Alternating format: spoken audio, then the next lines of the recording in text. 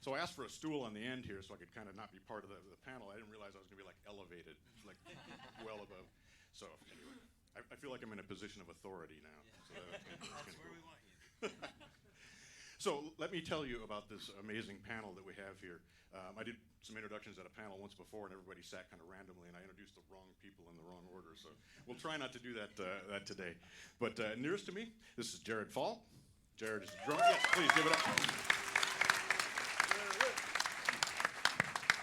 From Vancouver, as we learned. Drummer. Joined YouTube in 2009. Get my notes up here. 2007, that's what I meant. 2006, that's what I meant.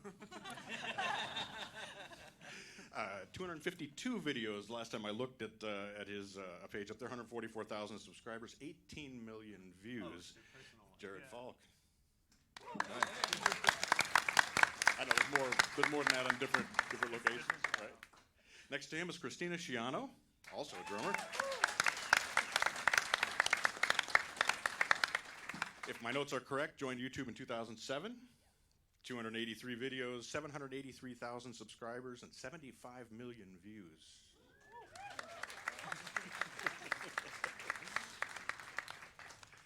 And to her left, we have Casey Cooper drummer. Also joined YouTube 2007. 1,032 videos at my last count, 2.2 million subscribers, and 467 million views on his personal page. With Drumeo, also a Drumeo instructor. Rob Scallon, guitar player. Been on YouTube since around 2007, 379 videos, 1.7 million subscribers, 295 million views. Rob Scallon. Tim Pierce, guitar player extraordinaire. We've been on YouTube since 2010. He has 223 videos up there, my last count. Where am I at here? 168,000 subscribers, 17 million views. Also a long time, very well respected and very well known session guitarist. He has an educational channel. Lots and lots of great music from Tim. Glad to have you here. And last but certainly not least, another guitarist extraordinaire. This is Pete Thorne.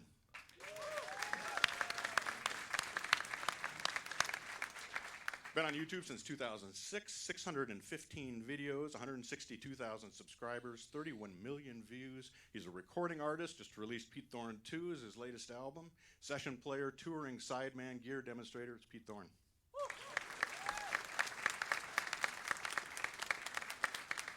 So what a lineup here. I mean, that's a quick rundown. I have to say, I do videos for Sweetwater. I've been doing them since 2009 is when I went up there, and mine don't count quite the same. And you guys have way more views than I do, but I think I've passed about 2,200 videos that I've done for Sweetwater since then. So I don't have the views, I don't have the subscribers, but I've done a few videos. So I have a very different perspective than you guys do. So it'll be interesting for me to learn from what you guys are doing as far as what's happening there on YouTube. So the point of this panel is to talk about all of us as musicians, engineers, producers, we want to use YouTube to further our careers, to get ourselves out there, to get ourselves noticed, and to gain fans and subscribers. Tell us a little bit about, we'll just take a second here, and tell us how you got into YouTube and kind of how your approach there has started. So why don't we start here with Jared? Yeah, so I started putting videos online in 2003. And in 2003, it was really hard to put videos online. And when YouTube came out, we're like, hey, we can put our videos there and it's free. We don't have to pay anyone. So it was literally a place where we could just store our videos and put them on our website. And then the videos started getting views, and over time, we started recognizing it as a very great channel to reach our audience. And so since then, we've started multiple channels in drums. We have a channel in guitar with around 500,000 subs, and one in piano with it's called Piano with 150,000 subs. So yeah, it's definitely been a huge learning curve, learning as it changes all the time. I say the internet is like, it ages like dogs age compared to humans. So you gotta always do your best to try and keep up. But it's been a lot of fun. Awesome. Christina? So I started on YouTube when I was about 12 or 13 years old. basically just to show my family all across the world that I actually play an instrument and I think I'm cool doing it. So I just want to show them what I do. But back then I was doing maybe 2 videos a year in my bedroom, which a lot of people don't know is the same bedroom I'm actually still filming in. I've just remodeled it. So yeah, it was really just to show my family, my friends what I do. And then eventually I just started taking it seriously, and here we are. Casey? So I started. Basically, I played in a bunch of bands. You know, we all do the same thing. We want to be rock stars, want to play music, and so I was like, oh, cool, this internet thing. I would finish a gig and people would be like, you're fun to watch, and I really kind of took hold of that as like, okay, well, YouTube is all about watching someone do something, and so I thought, maybe I'll put some videos up and see if people still think I'm fun to watch, and. So that's kind of it. It kind of grew from me just doing it to like, get my name out there, or hopefully, make it a name for myself. It became like, wow, like people are really gravitating towards this. And, a comment from a 5-year-old kid that says like, hey, I wanted to play drums because I saw your video. Like, that's what it's about right there. And so once I started getting comments like that, it was like, this is something that I really want to do and put time into. Rob? My first go at being a musician on the internet was definitely on MySpace. If you guys remember that, rest in peace, MySpace. Miss you so much. But that was trying my best to promote my band in high school, sophomore year. Maybe I was 15 or whatnot. Doing everything I could to promote Squirrel in a Spacesuit and get our silly songs to as many people as possible. Unfortunately, the band broke up, and then I started. Yeah, I know. Sad about it every day. Yeah, no, we had some good tunes. Actually, our first 2 albums are on Spotify now, so check them out. It's really quality content. But anyway, once that band broke up, I still wanted to do it. I was just totally hooked on trying to become a musician on the internet, and then started doing it for my solo stuff. And then pretty soon after that, 2007, it seemed like the place to be was certainly YouTube. I always loved video. Music, video, and skating have been like my entire life since I was 7, so it seemed to make sense to put 2 of those together. And yeah, from the beginning, I was hoping to make it a career, and then been doing it ever since. And that's how I started. Awesome, thanks. Jim? I spent 30 years doing sessions in LA, and I knew it wouldn't last forever. And when I discovered the educators on YouTube 10 years ago, Marty Schwartz and a few other people, I fell in love with the idea that maybe I could do that. Spent a lot of my spare time working on it, was terrible in front of a camera for a long time, and then just built it up. And now I like this better than the other professions, so I'm as happy as I can be. So anyway. Great. Pete? It was really just like a happy accident. I guess I got some recording gear like in around 2004 or 5 and started doing like lots of home recording and stuff like that. But I was mainly making my living as a touring guitar player then. So at some point I decided to record like and I don't know why I did this, but I thought, well, this is something I can put up on this YouTube thing. I did like a 5-part series on how to play Eruption by Van Halen. And because back then it was like you could only do 15-minute videos, that was the max. And I didn't know how to do tablature or anything like that, so I had to explain every single note. There's a lot of notes in Eruption. So I was like, I think this is going to be more than one video. So it turned into this 5-part series. So anyway, I would put things like that up occasionally. And then I was on the road. I was with Chris Cornell. I remember being in Lisbon, Portugal, just walking down the street, one day, and on a day off. And a guy came up to me and he poked me in the chest and he goes, "You taught me how to play Eruption." And stuff like that happens a lot now, but that was the first time. And I was like, the light bulb went on. It was just so cool that you could make this thing like yourself in your room or whatever, like with no other person telling you it's good enough or not good enough or whatever, that you just had the power to put this thing out there and you could reach somebody all the way around the world with it. And then it was, I guess that was really the moment where I was like, this is pretty cool. I want to do more of this. Awesome. So a number of things came up in each of you introducing yourselves there that I want to talk about. But let's begin with some of the mechanics of how you do what you do and how things have changed. Can you still start a channel on YouTube with a smartphone camera? Do you need to have a professional camera? Do you need editing software? What kind of things do you need to actually get rolling? I You can absolutely start it with a smartphone. Just depends on what type of thing you're making. But yeah, absolutely. Like I've seen there are some channels now I think that are really growing in a tremendous rate. That is just like someone making bad animations and talking into a bad microphone. So you absolutely can. It just depends on the genre, I guess. But Sure. yeah. Is there an expected quality though that the people are looking for these days, both audio and video wise? Yeah. Again, depends on what genre you're in. But I think for a lot of the stuff that I create, at least, I feel like a lot of pressure, like the quality needs to continue to go up. But You can kind of yeah. maybe paint yourself into a corner by, like, if you start out with a phone, I think what you need is a great idea. More than any of the other stuff or technical or gear or whatever. If you've got an idea that resonates with people out there and it's something they want to see, you can film it on a phone. But if you sort of paint yourself into a corner, I'm not saying it's a bad thing, but if you're like, video quality and audio quality, if that becomes really important right from the get-go and your channel maybe starts getting some views, I guess people are going to expect that at that point from your, because like you've established that. And don't let anything prevent you from starting now. Yeah. It really is more about having something that you want to share and that you love, and hopefully other people, love it too. Because at the end of the day, if someone enjoys what you're doing, whether it's 720p on an iPhone camera or you're shooting it with a $5,000 DSLR, that's not what gets people. What gets people is the heart and what you're actually creating. And if you have a good concept, that's what's going to get you the views. It's not necessarily like this was a $20,000 production. It's more like this was a $20,000 idea. It's something that really sparks people's enjoyment.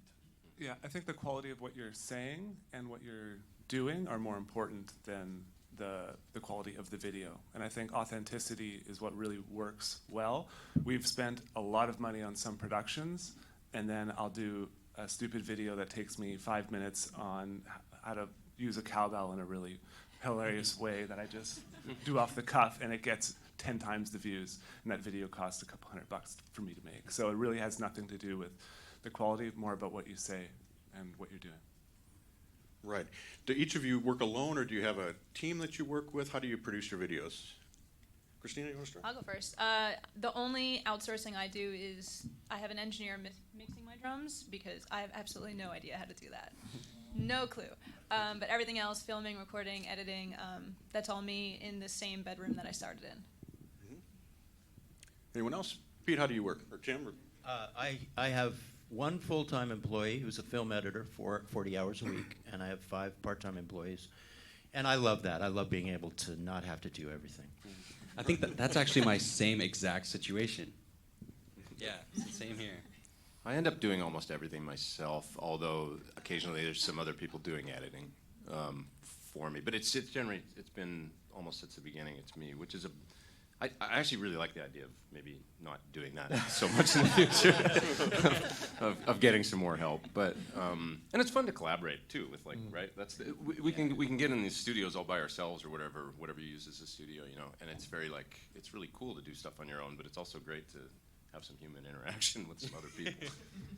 For most of the entirety of my channel, I've done pretty much everything myself, which, it has its ups and downs. One of the things that I think you personally, if you're considering this, you have to decide is you have to balance the money spent versus the money brought in. And so if you have the money to blow and you want to, hire people and do that, awesome, that's great. But a lot of the times when you're just getting started or when you're building a channel, you don't have the income capable to hire people and make it worthwhile. And so that's kind of the line you balance, whether you want to work more, produce more content, or if you want to be able to work less and do it yourself and just produce your own slew of things. It really is a personal situation how it works out and whether or not that makes sense or not.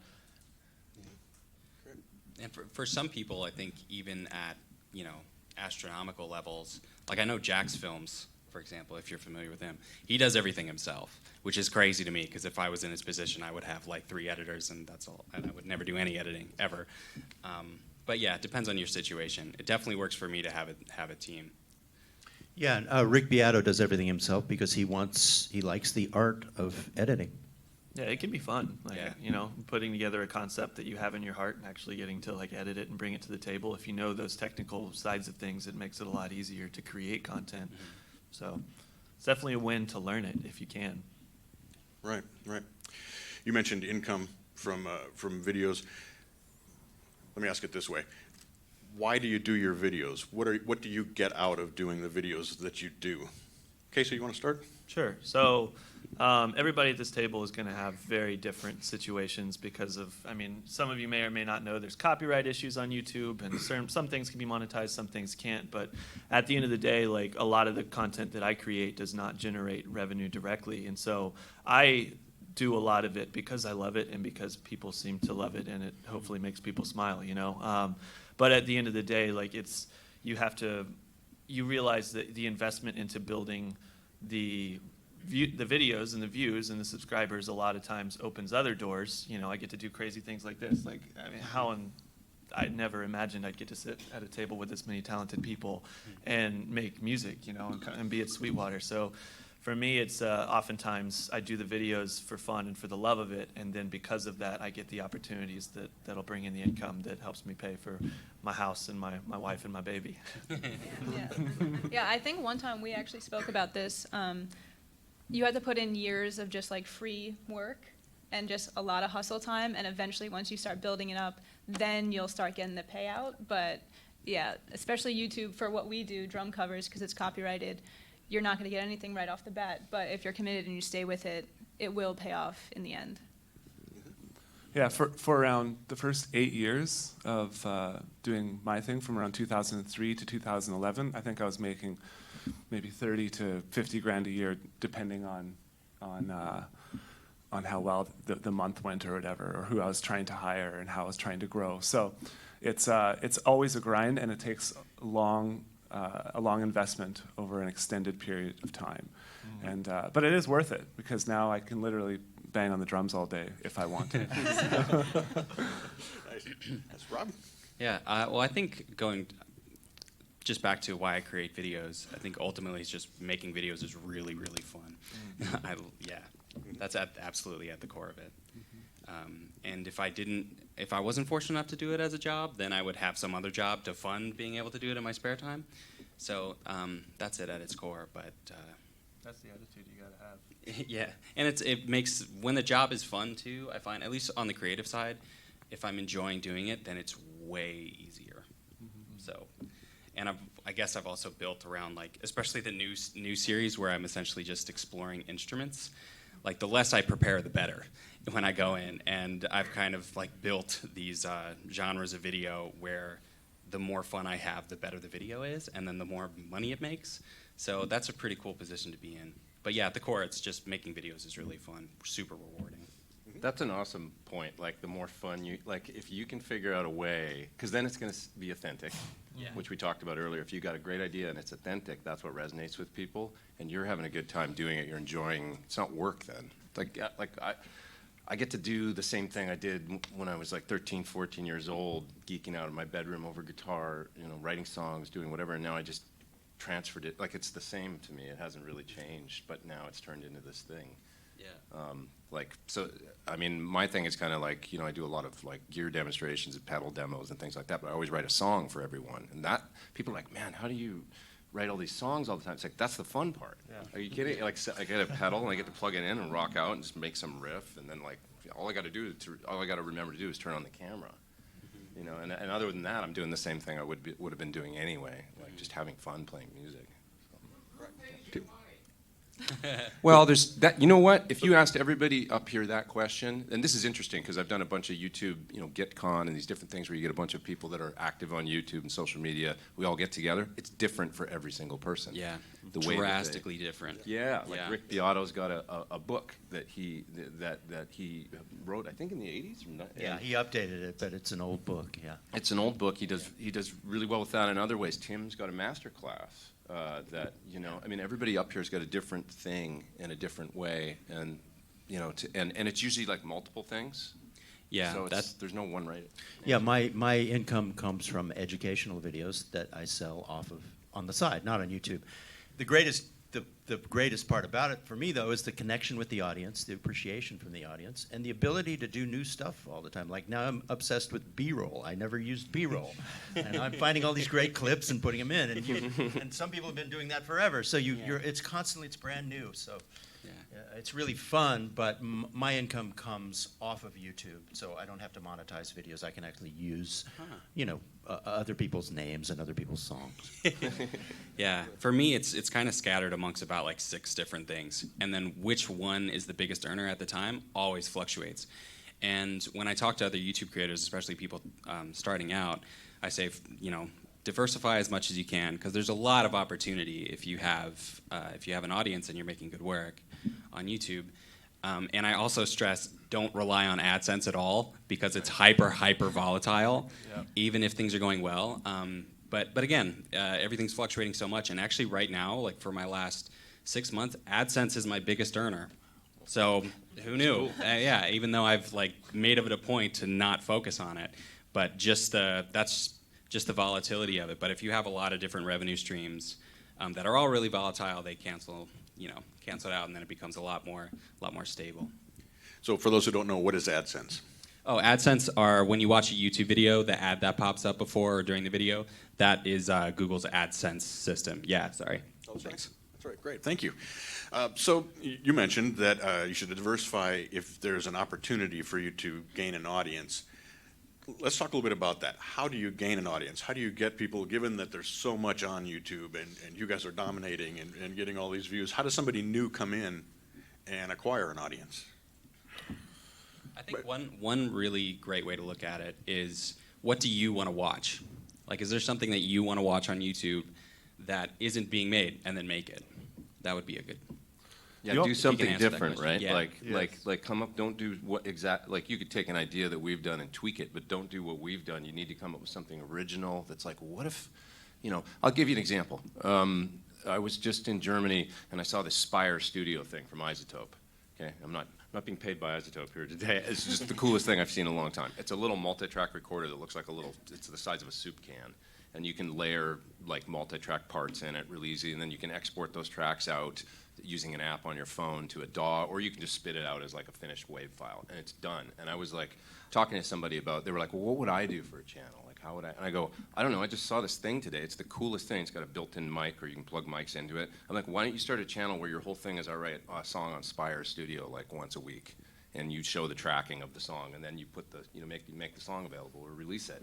Nobody's done that yet. Like, just come up with something original because people love to see creativity. They like to see somebody like in the process, and then there'd be a finished thing at the end, and nobody's done it. So there's my idea. Somebody make a channel with Spire Studio. But you have to think like that. Like, come up with something that you haven't seen yet. So there's a tool out there as well. I know there's a lot of people that maybe don't feel as creative all the time.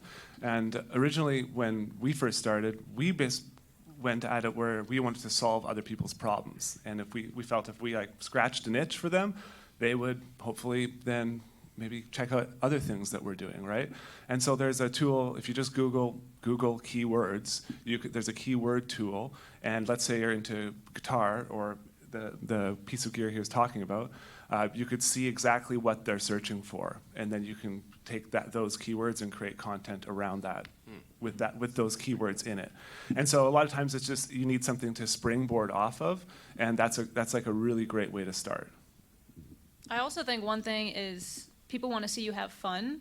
Like they want to see you have a smile on your face. They want to see you actually enjoying what you're doing, because then the audience will actually enjoy watching you. So I think that's really important. Like, I personally would not want to watch someone just looking bored out of their mind playing the guitar or something. So I think or the drums. I think having a smile on your face really resonates well with the audience, and that can help build your subscribers and your fan base. Also, I think, you can go, I'm sorry. Try stuff, and I mean, you could spend a couple of years just experimenting. There's no reason not to just try stuff.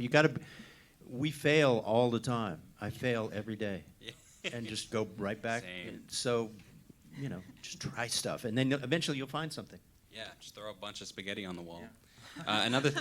Another thing I would add, but that absolutely, that's definitely do that long enough, and you'll find something that'll work. I would also add to, if you can, in the early days, I found it to be really useful to build things around already established songs or artists.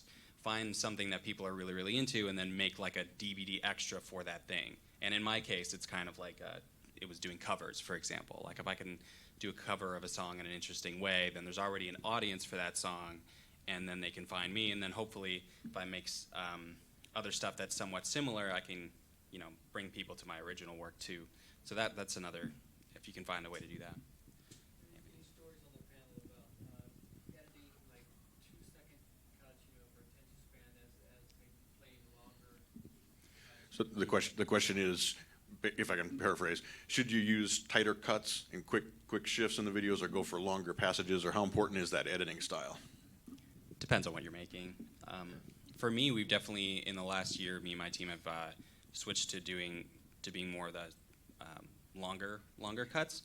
Where in the early days, it was kind of the opposite. Kind of the early days, kind of the general wisdom was like, don't make your video longer than 3 minutes or no one's going to watch it. And now it's the total opposite. Like the videos that are doing best for me are the ones that are 20 minutes, a half hour. So right now longer cuts, but it also depends on what you're making. And the reason that that's the case is because YouTube promotes what it wants to promote, and YouTube is promoting longer videos now because YouTube can run more ads on it, and YouTube can make more money off of it. And so a lot of times, like that's, and like Jared said earlier, you can put thousands of dollars into a project and it just crash and burn, or you can, take 5 minutes and put something together that, that's absolutely, you think it's just silly, and it gets tons of views, And so I think the real problem is when you overthink it too much and you put too much pressure on it. Like you just got to do what you love, and you got to do something different. Everyone here has said different, because if you do the same thing that I do, I mean, I'm not saying I'm the best at doing it, but like you probably won't be able to be me as well as I am me. You have to be you, and you have to do what you love, and like, long videos are okay, short videos are okay. Find something that makes you happy and you actually want to take the time to make it. We'll take some questions at the end, if that's okay. So, speaking to what you're talking about there, how important is consistency? Do you need to post every 7 days, every 10 days? If you miss a week, is that a problem? Do you start losing audience? How does that factor in? I'll start. Yeah. I'm sure there's lots of good feedback here. Okay, so what we've found, we had a channel in our piano business, and there was around 70,000 subscribers, and then we just kind of left it for probably 3 or 4 years because we were just too busy with other stuff. And then we started to restart that side of our business, and we were having a lot of trouble re-engaging. And so what worked for us there is when we set a schedule where every Tuesday and Friday we are uploading video every single week. And it's a relatively consistent format that our students, because we do education, can kind of come to expect. So consistency is super important. And it's like, there's an old saying in publishing, it's publish or perish, right? And so you have to continue to upload regularly. I think even when you're starting out, that's the most important thing. Like when I was posting 1 or 2 videos a year, nothing was happening.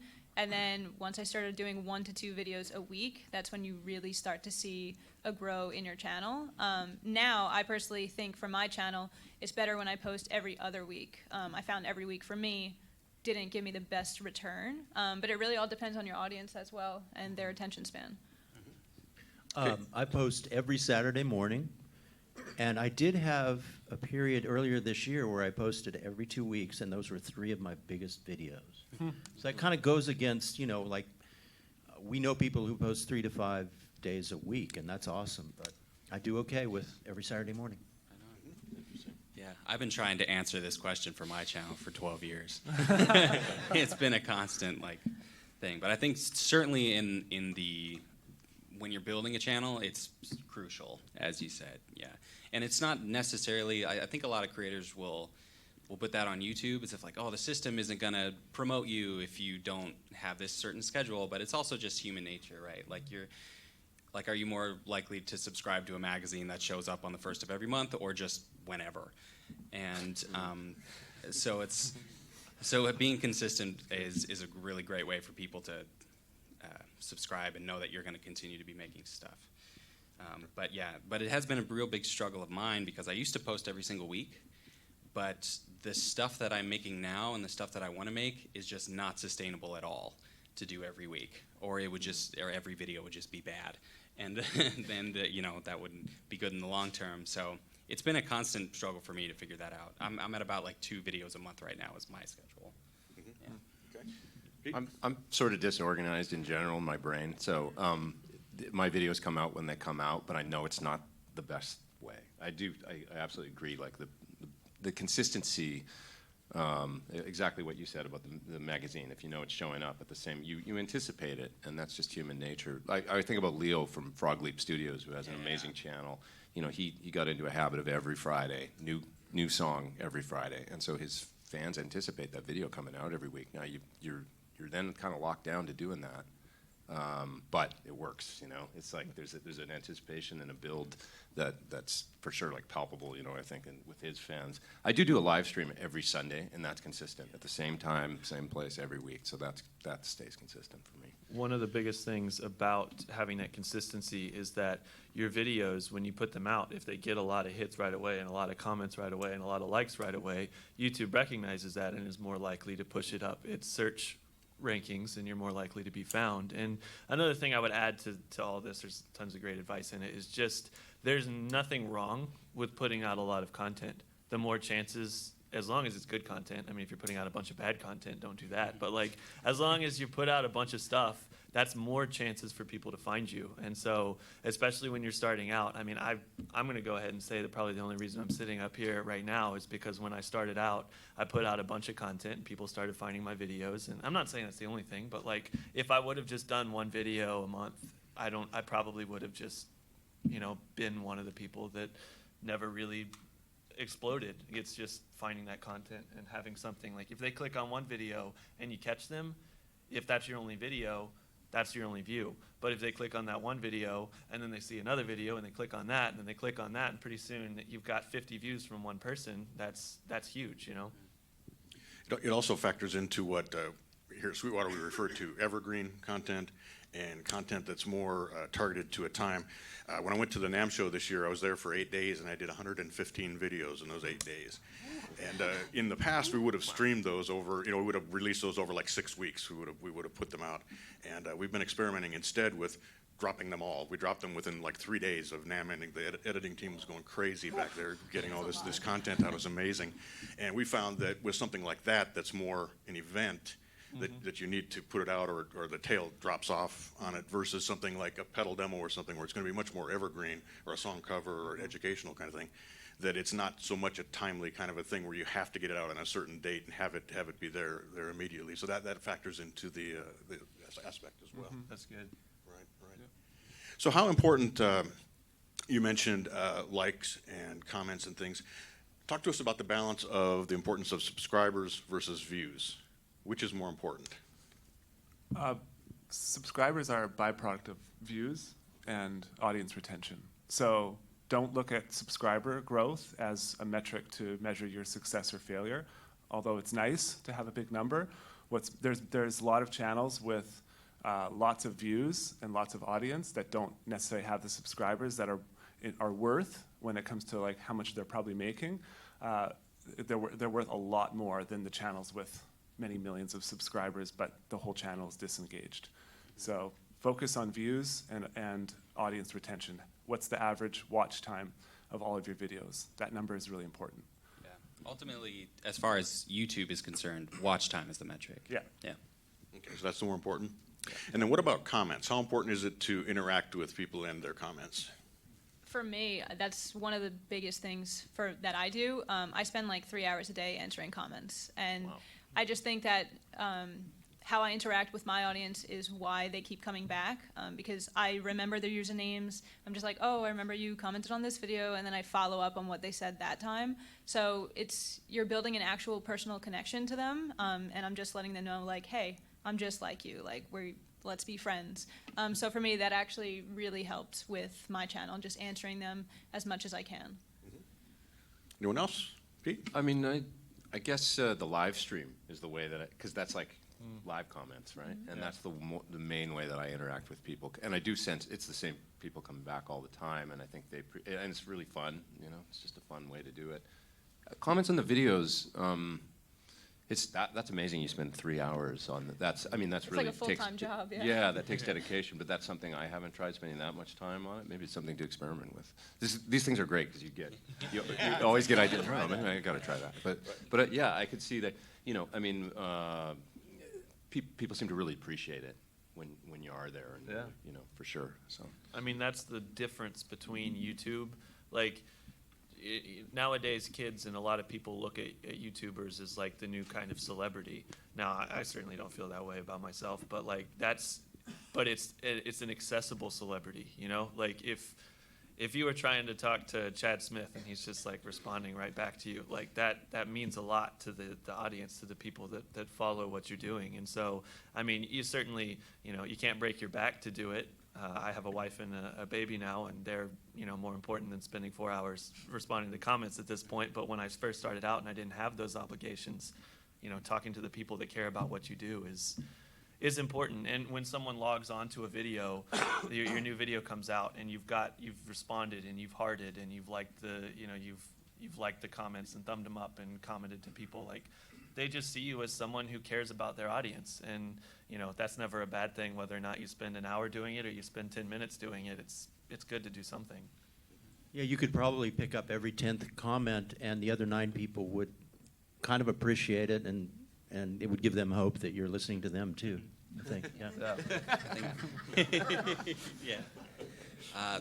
It's a bit of a side note, but I think, as you guys are mentioning, some of the coolest parts of our job is being able to directly interact with people. And I think the best way that I've been able to do it, and the most fun on my side, is through these contests that we've been doing recently. So we'll kind of give out a challenge, like make a new version of this song, and then we'll do a whole nother video on the second channel where I'm watching through all of them, and we get all these replies from all these really, really talented people. So if any of them are watching, thanks for making those videos. And we get to see through, and the people who are in the competition are interacting with each other and like really supporting everyone. Those I think is the best way that I engage with the audience is through those contests and showing off those videos. I can't believe the generosity of people. The comments are amazing. I mean, it's amazing. Do you? What about negative comments? Do you engage with them? Do you receive them? Is it something that you even think about? I'll start this one. I get a lot of hate on my channel, but most of the time, actually, one of the reasons why I do actually read through all my comments and respond is because I want to filter all that, because I have a very young audience. So if people are talking very bad things, I delete that, I report them, I make sure they can never come back and do that again. But sometimes I do like to have a little fun with them, and I will just reply back in like the most sarcastic but positive way that I could spin it. And then it's interesting because sometimes they'll reply back to me saying, "Oh my God, I never thought you would see this. I really apologize." And I'm just like, don't put that out in the world. But even on my Twitter, I actually have like a series like Hater of the Day. So I just like totally, I call them out with my response to them. And I'm just like, that really didn't bother me. So, but I mean, some comments are rough. And honestly, for me, if I would get the same comments I get today, if I got that 4 years ago or when I first started, I don't know if I would keep posting, but I think you grow a thick skin over time. So now they don't bother me. I just ignore it. Yeah. Right. Anyone else? Please, yeah. There's often a small grain of truth in a very ugly comment, and that what you go, well, yeah, I guess I do look like a. I had one where somebody before I shaved my head, I had white hair, and I got this comment: "Why does a Wisconsin cheese salesman play such good guitar?" Hey, nothing wrong with Wisconsin cheese. I'm going, well, he's kind of right, But you're right. Over time, you develop a thick skin, but I got one last week that was particularly ugly, and sometimes these days I'll answer the comment in a very intelligent and robust way, then I'll delete both, hoping that they get a notification in their email. Yeah. And so that they get answered, but then they're gone. So that's cool. That's brilliant. So anyway.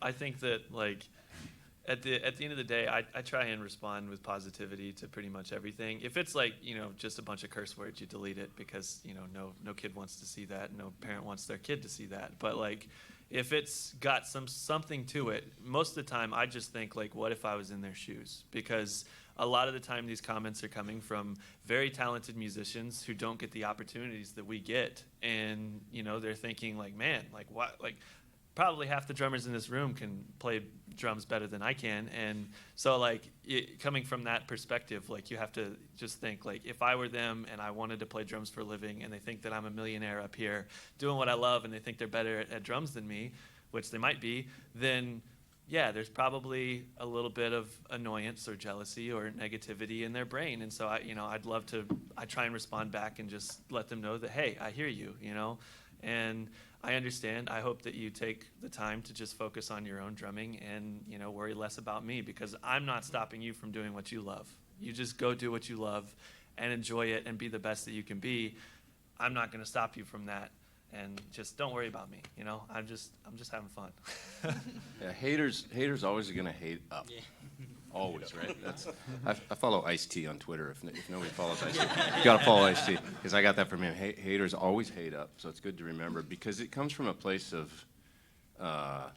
it's a sad thing, right? Like if you're being creative and you've got good output, you're writing songs, you're doing whatever you're doing, putting out YouTube videos, like you don't have time to go do that. So those are people that, I don't know, I just try and respond in a positive way these days. I used to have some fun with it, and sometimes I'd get into it with people, and I learned actually the hard way that it's not really a great, so, there's a degree of mental instability and stuff out there, and things that you should be careful. You are a public person, and you have to be like cognizant of that, and just be like, maybe hands off a little bit, because it could maybe turn south and ugly, and so, but I think the great thing is that if you're giving back, I've found this on my channel, if you're giving back, like you're teaching things or showing concepts or ideas or whatever, you're putting stuff out there, and it's a positive thing. And if somebody comes back at you with like a negative comment, I find most of my people, like the fans or whatever that watch my channel, take care of it real quick. Like they'll post below and go, hey, what are you doing? Like, why don't you,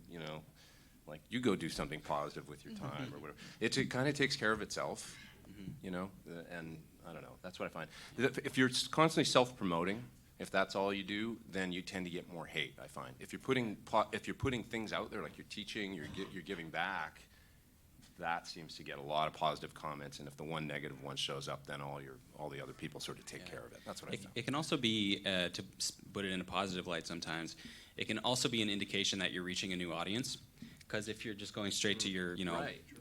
your core audience, then of course it's going to be positive. But if a video is finding a new audience, there's definitely going to be some people there who don't appreciate it in their recommended feeds or whatever. Yeah, so, they don't know you yet. They're just reacting. That's absolutely true. Yeah, so it can be a an good thing. indication of something good, even if the comment itself is not positive. And you can hide the user from your channel. If it's really ugly, then they don't ever have to come back, so it's a good thing. A couple of you mentioned Twitter. How important is the rest of social media to growing what you do on YouTube? Pete, you want to start? Or Jared? I think it's very important. I'm sorry? I think it's very important. I think it all feeds into, it all feeds. Like Instagram feeds into YouTube, feeds in. Not so much Twitter for me, but definitely Instagram, a little bit Facebook music page, and YouTube all feed into one another. When you're first starting, if it's only you, I would recommend focusing on just one channel. Yeah, so whether that's Instagram, whether that's, maybe I wouldn't only focus on Twitter, although maybe some people have success there. I suck at Twitter. So, Same. So I would focus on either Instagram, Facebook, or YouTube, but choose one. And YouTube's probably the best right now. I think like one thing to consider is the fact that your content in different forms can be more successful on one platform or the other. One example is I just did this Avengers drum cover with another amazing drummer. His name's Steven Taylor, but we put it on my YouTube channel, and because of the algorithms and the fact it's a shorter video and YouTube isn't promoting it right now, it only has like 100,000 views on YouTube. And I say only, it's great, that's really cool. But on Instagram, Pearl Drums shared it. It got 200,000 views on their Instagram. I shared it. It got almost 100,000. And so on my Instagram and across that social media platform, it got probably 500,000 hits and only 100,000 on YouTube. And those are people that are clicking on your tag and following you, and then they're going and watching the full video on your YouTube channel. And so, you know, you got to have them work together. And if they work together, it can be very beneficial. Yeah. This is another question I've been trying to answer for myself for 12 years. So I'm not quite sure, actually. I think Instagram's like taking over. Yeah, Instagram is the best. Yeah, I love right Instagram. now, Yeah, by far. I've been focusing a lot on my Instagram lately, and especially with people resharing it and like big platforms on Instagram resharing it. You can grow really fast too. Like, you can go from like, I don't know, 1,000 followers to 20,000 in like a week on Instagram. Yeah, I think I kind of see Instagram as, it's not necessarily where people go to find your stuff, but from our side, it's good visibility. Like, it's kind of free advertising. So I've been doing a bit more of that in the last 6 or 7 months or so. I mean, it sounds really Hollywood, but I hired someone to run it for me, my friend Sophie. Hey, Sophie. She's awesome. So she makes sure that there's something out there every single day, and then we have a meeting each week where I just write the captions and stuff. And it's been doing really well, and I find that it has been a really good advertiser for the stuff on my YouTube channel, which is really what I'm interested in.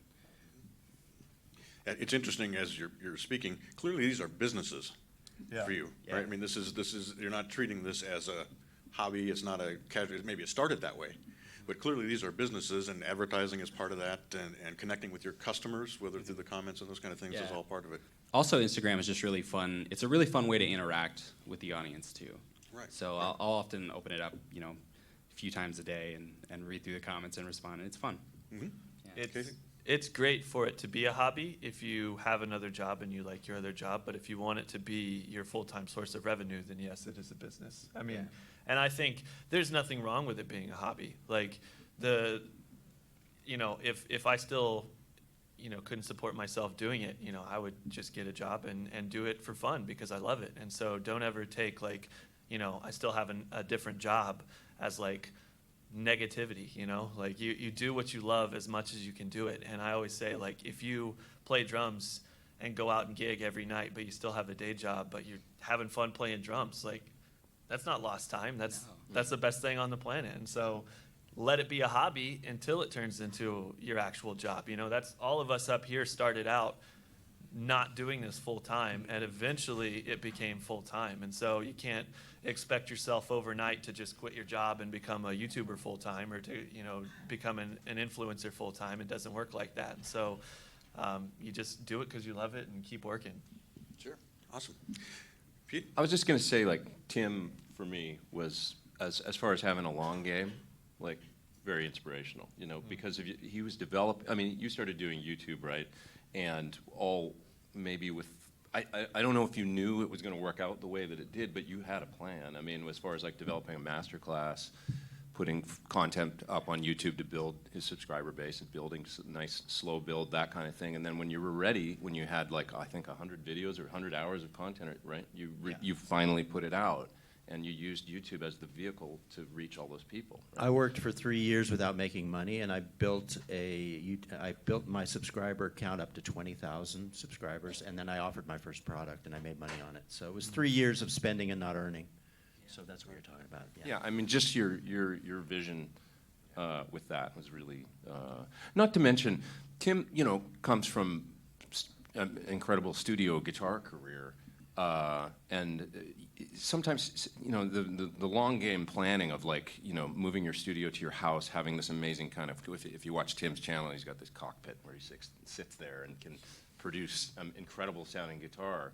The fact that thinking in advance, like, okay, well, as the recording studios are dying, budgets are shrinking and that kind of thing, maybe there's something in this, like maybe I can get the producers to come over to my house, and they don't have to, big studio rental time and cartage and all that stuff.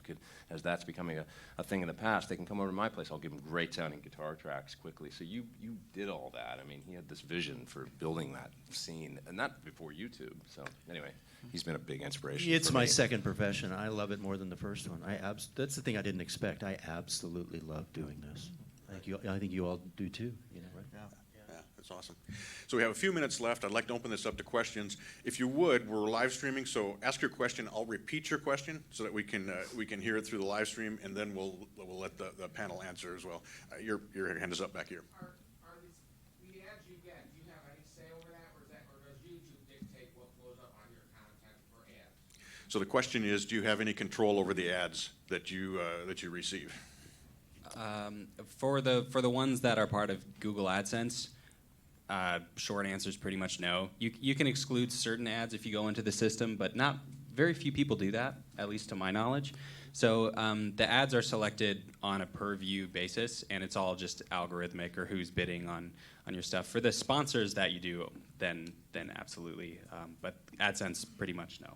That's the only way to really like hone in. If you had a channel where you could turn off your AdSense and you could turn off the pre-roll ads and you just did your own sponsors, you could pick and choose who you're promoting, and you would be able to eliminate promoting things that you don't. But technically, when people watch videos, they don't necessarily think that the Tide Pods ad that comes on before you play guitar, you're promoting that, you know. Yeah. So Yeah, I didn't get that Tide Pod sponsor I wanted. Did you guys get really weird ads at the beginning when you started your channels? Like I had like find Russian brides and things like that. I was like, Yeah, oh my things god, were like, weird I in the don't want early this days. Playing before my video. Yeah, in the early days it was weird. Right. You have your hand up here. Yeah, so two-part question. So first part is, do you use any other type of service like Vimeo and have subscribers? And then the other part was you mentioned putting up original songs, so you get paid royalties for putting your original songs up. So the questions, there's a two-part question. Number one, do you use any other services such as Vimeo? And the second part is, do you get royalties if you post an original song? I'll answer the first one real quick. All my paid content, my premium content, is on Vimeo, and it's wonderful. But I only use it for the paid content. I've never met anyone that does. We should have a conversation about that. But I'll save it for now. Take it offline, right? Anyone else want to respond? For me, it's not posting videos on it, but Patreon is a huge source of income for me. So for those of you who don't know what Patreon is, people can pledge a certain amount of money to you every month, and you give them a reward or something like that. So Patreon's huge for me. go join her Yeah. Patreon. Yes. Yeah, go join my Patreon. I love Patreon. My friend Jack started it in 2013. Oh wow. And because he was going to make a video, he made a video that cost $10,000. And he's like, why don't I just ask my audience if they want to pay for it? And so and they did. And so he made that, and then maybe a month later, I joined it, and then that was the final straw for me to be able to go full time. So I feel very strongly about Patreon. I Yeah, think it's Patreon incredible. it's one of the biggest reasons why I could do this full time. Yeah. Do you guys, with your Patreon, is it like once a month a subscriber gives you something, or is it every video you put out? How do you guys structure that? I do it once a month, but people can do Yeah. per creation. Per creation, right? Back here, you have a question. Yeah, so what I'm hearing, whether you want to monetize, whether you want to do it out of passion, whether you want to create something, this is still all about creating brand and building an audience. Yeah. Yeah, So I mean, just- I'm sorry. So the question is, whatever reason you do this for, ultimately, what it's about is building a brand and creating an audience. I think so. I mean, it's like this is like the music business. Whatever existed before is kind of gone, and now it's like the Wild West. And it's like, to me, it's like it's YouTube is a music delivery service. It's many things, but it's that. And people tune into my channel many times just to watch the little tunes I write, and they're tuning in for the music just as though, you know, you're releasing a song in the old days on a 45 or whatever. I don't think it's really any different. But yeah, I mean, yeah, you're building your thing, and it's the wild, like, you know, Patreon and you know, whether you use YouTube or Instagram or whatever to do it, it's like you can come up with a crazy plan, and what works for one person might not work for another. But it's kind of crazy that way. It's like there is no formula almost. There's just simple. Sorry. Without an audience, it won't matter, though. It depends why you're doing it, though. Yeah. If you Like that's something you have to decide for yourself. If you're doing it just for money, then yeah, you'll probably have trouble building an audience, right? So, but if you're doing it just because you enjoy it, then the audience doesn't matter as much, does it? That's up for you to decide. Yeah, we missed the second part of his question. The original songs, yes, you can make money off of original songs on YouTube and run ads on it and things like that. Then back to that question, yeah, I mean, if you You do it if you want it to be a business, then yes, you run it like a business. But if you're just doing it for fun and you see what happens, then it really boils down to the passion and the love, because people will see through. Like, if they watch your videos and they think, man, this guy is literally creating these videos just to try and make as much money as possible, like, I don't think they're going to relate to that quite as well as, wow, this guy loves what he's doing, and, oh, I want to support him, or it happens to support him, Right. Blue shirt back here. So I got a question for anybody that does multi-instrumental content on their channel. When you pick up that instrument, what is your process? Like, what do you see in that instrument, and how do you apply that to video? So the question is, for those of you who do multi-instrumental performances in your videos, as you pick up each instrument, what do you see, and what is your process of working with those different instruments? For me, I work with a lot of different instruments, and I actually find getting a new instrument I haven't used before is the most inspiring thing for me, which is also somewhat silly, and now I have like 50 guitars or whatever, because the best way for me to make new stuff is to have like a new instrument. But I look at it, I find what sounds can I make on this that I can't on other instruments, and then I work from there. And then, at least for me, my songwriting process is just throwing a bunch of spaghetti on the wall and seeing what sticks. I just fail 50 times, and then I find something that works, and then I build off of that. But I start with a new instrument by finding something I can do on it that I can't do with something else, and then kind of build from there. Right. Anyone else? Oops. I pretty much built my channel kind of around that. I mean, I guess around like plugging in a piece of gear and then seeing what kind of sounds I can make with it. But that's the fun part. Really it is, the process is plugging it in, going, I wonder what amp this thing might sound good into. And you try one, go, well, let's try this other one. Oh yeah, that one's good. And then that process, is all it is. But I actually really enjoy, because I'm generally playing guitar, bass, and drums in my stuff and trying new gear all the time and making it a part of music creation. It's all just like music production for me is so fun. I don't know. I just pulling up some cool, like, I enjoy drum programming. I like mixing. So it's kind of just having fun. I guess it's true. So like if you're passionate about it and you're having fun, then that's going to come through, and then people are going to want to watch. So Sure. It's really fun. I think we have time for one more really quick question. You with the hat here. So I feel like a lot of people in the room like to go on people like your channels and go, oh, sort by oldest, and see where you kind of started at and where you came from. I feel like in this day and age of YouTube, there's kind of a lot of toxicity in terms of what people are either saying to each other, sharing with the world, sharing with each other. Where do you feel that fits in with how you've grown, and what are your, not even really tips, but general thoughts on people that want to kind of start on the platform or any other platform for that matter, where they need to find themselves to get into that kind of toxicity in that, where they want to start and kind of make that journey? So if I understand the question, is there's obviously a lot happening on YouTube, and there can be a lot of toxic communication and things. And so for someone starting on the platform, how do they work themselves into that and kind of work around it as well to be a success up there? I think all of us here, we stay away from all of that. I mean, I know what you're talking about, but it's easy when you're a musician just to do cool stuff and stay completely away from all that. Right. Anyone else? Okay, great. Guys, I'm so appreciative of all the time you've given us. Please give everybody up here a big hand.